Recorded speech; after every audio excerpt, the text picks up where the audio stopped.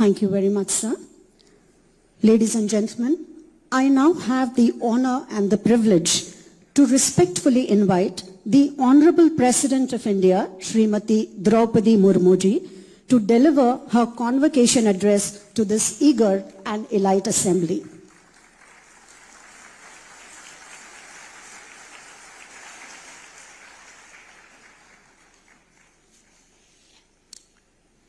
राष्ट्रसंत तुकडोजी महाराज नागपुर विश्वविद्यालय के 111वें दीक्षांत समारोह में उपस्थित महाराष्ट्र के राज्यपाल श्री रमेश बैस जी, केंद्रीय सड़क परिवहन और राजमार्ग मंत्री श्री नितिन गडकरी जी, उप मुख्यमंत्री श्री देवेंद्र फडणवीस जी, महाराष्ट्र सरकार में उच्च एवं तकनीकी शिक्षा मंत्री श्री चंद्रकांत पाटिल जी, इस विश्वविद्यालय के कुलपति डॉक्टर सुभाष चौधरी जी, अधिकारीगण, शिक्षकगण और कर्मचारीगण, प्रिय विद्यार्थियों, देवियों और स्वजनों, आज आप सबको संबोधित करते हुए मुझे हार्दिक प्रसन्नता हो रही है। इस विश्वविद्यालय के पूर्व दीक्षांत समारोह की गरिमा बढ़ाने वाले व्यक्तित्वों में डॉक्टर एस राधाकृष्णन, डॉक्टर सी.वी. रमन, श्री श्यामा प्रसाद मुखर्जी, श्री सच्चिदानंद सिन्हा, श्री सी राजकपालाचारी, सरदार वल्लभ भाई पटेल, डॉक्टर राजेंद्र प्रसाद, श्री जवाहरलाल नेहरू और डॉक्टर एम.एस. स्वामीनाथन जैसे मूर्धन्य लोगों ने के नाम है। इस दीक्षांत समारोह के दौरान ग्रेजुएशन और पोस्ट ग्रेजुएशन की डिग्री प्राप्त करने वाले सभी विद्यार्थियों को मैं बहुत बहुत बधाई देती हूँ। मुझे बताया गया है कि डिग्री प्राप्त करने वाले करीब 80,000 विद्यार्थियों में आधी से ज्यादा बेटियां हैं। मैं उन 129 विद्यार्थियों को भी विशेष बधाई देती हूं जिन्होंने आज पीएचडी की उपाधि प्राप्त की है। ये बहुत ही प्रसन्नता की बात है कि इन 129 पीएचडी प्राप्त करने वाले विद्यार्थियों में 57 बेटियां हैं। मैं इस अवसर पर विद्यार्थियों के माता-पिता और अभिभावकों तथा विश्वविद्यालय के सभी संकाय सदस्यों को भी बहुत बहुत बधाई देती हूं। मुझे बताया गया है कि वर्तमान में इस विश्वविद्यालय और इसके 500 से अधिक संबद्ध कॉलेजों में लगभग 4 लाख विद्यार्थी शिक्षा प्राप्त कर रहे हैं। ये बड़ी ही संतोष का विषय है कि कुल विद्यार्थियों में लगभग 40% बेटियां हैं। मेरा मानना है कि लड़कियों की शिक्षा में निवेश करना देश की प्रगति में अमूल्य निवेश है। देवियों और स्वजनों, एक शताब्दी से हमें जीवन भर जिज्ञासु बने रहना चाहिए और सीखते रहना चाहिए। आज जब टेक्नोलॉजी के क्षेत्र में तेज गति से परिवर्तन हो रहा है, तो निरंतर सीखते रहना और भी आवश्यक हो जाता है। आप सब युवा हैं, आप सब टेक्नोलॉजी का प्रयोग करना चाहते हैं और जानते हैं और करते भी हैं।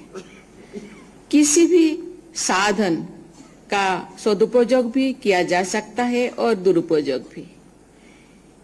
यही तथ्य टेक्नोलॉजी के साथ भी लागू होता है। अगर हम इसका सदुपयोग करेंगे तो देश और समाज का भला होगा और अगर दुरुपयोग करेंगे तो मानवता का नुकसान होगा। आज आर्टिफिशियल इंटेलिजेंस का उपयोग हमारे जीवन को सुगम बना रहा है, लेकिन डीप फेक के लिए इसका उपयोग समाज के लिए खतरा है। इस संदर्भ में नैतिकता से युक्त शिक्षा हमें राह दिखा सकते हैं। देवियों और स्वजनों, राष्ट्रीय शिक्षा नीति 2020 का उद्देश्य भारतीय मूल्यों से युक्त एक ऐसी शिक्षा प्रणाली का विकास करना है जो सभी को उच्चतर गुणवत्ता युक्त शिक्षा उपलब्ध करके भारत को एक ग्लोबल नॉलेज पावर के रूप में स्थापित करे। मुझे ये जानकर प्रसन्नता हो रही है कि इस विश्वविद्यालय ने अपने सभी अंडर ग्रेजुएट और पोस्ट ग्रेजुएट प्रोग्राम्स में नेशनल एजुकेशन पॉलिसी को लागू कर दिया है। इसके लिए मैं विश्वविद्यालय के सभी स्टेक होल्डर्स को साधुवाद देती हूँ। किसी भी देश के विकास में रिसर्च और इनोवेशन का महत्वपूर्ण योगदान होता है। मुझे ये जानकर प्रसन्नता हो रही है कि ये विश्वविद्यालय रिसर्च, इनोवेशन और टेक्नोलॉजी डेवलपमेंट को प्रोत्साहित कर रहा है। यहाँ के फैकल्टी मेंबर्स के नाम से इंडियन पेटेंट ऑफिस में 60 से अधिक पेटेंट्स पंजीकृत है।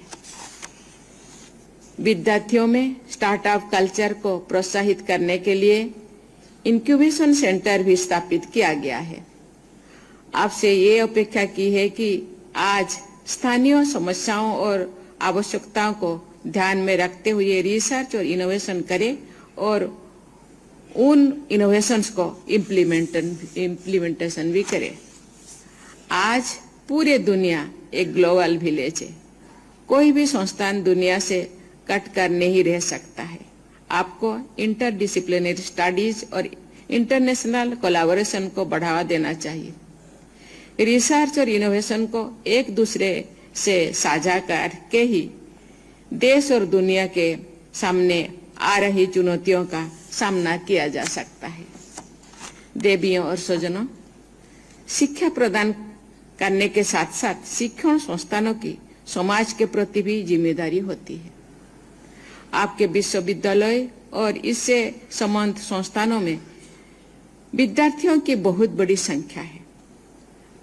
स्वाभाविक है, इनमें आर्थिक रूप से कमजोर विद्यार्थियों भी होंगे। उनकी सहायता करना आपका व्यक्तिगत और सामूहिक कर्तव्य है। मुझे खुशी है कि ये विश्वविद्यालय अर्न एंड लर्न, इंटर्नशिप और स्किल डेवलपमेंट जैसी पहल द्वारा उनकी मदद कर रहा है।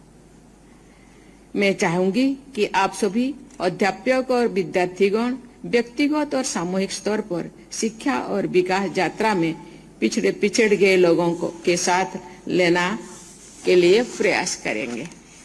आपका ये प्रयास अमृतकाल में विकसित भारत के निर्माण में महत्वपूर्ण योगदान होगा।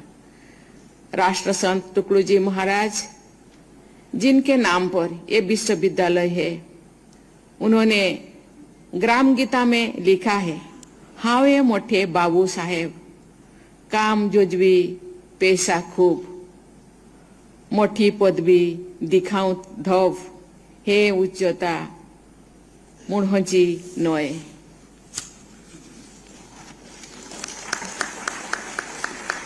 इसका भावार्थ है, ऊंची डिग्री, अच्छी नौकरी, बड़ा पद, कम मेहनत और ज्यादा वेतन तथा दिखावटी आनबान मनुष्यों की श्रेष्ठता के लक्षण नहीं है।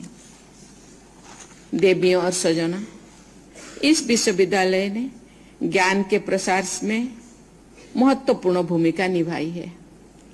कहा जाता है कि ज्ञान बांटने से बढ़ता है। मुझे ये जानकर प्रसन्नता हुई है कि ये विश्वविद्यालय इस क्षेत्र में अनेक शिक्षण संस्थानों की स्थापना और विकास में महत्वपूर्ण भूमिका निभाते हुए एक प्रकाश रूप आ सकती है, लेकिन आप उससे घबराए नहीं। उस परिस्थिति का अपने ज्ञान और आत्मबल से मुकाबला करें, अपने चाहने वालों से जुड़े रहें और अपनी योग्यता पर भरोसा रखें। विपत्ति के बादल छट जाएंगे और आपके सामने आपका उज्जवल भविष्य होगा। आप राष्ट्र और समाज की संपत्ति है। आपके कंधों पर ही हमारे देश का भविष्य टिका है। मुझे विश्वास है कि आप अपने और भारत के उज्जवल भविष्य के निर्माण के लिए सदैव प्रयासरत रहेंगे। मेरी आशीर्वाद आपके साथ है। धन्यवाद। जय हिंद, जय भारत।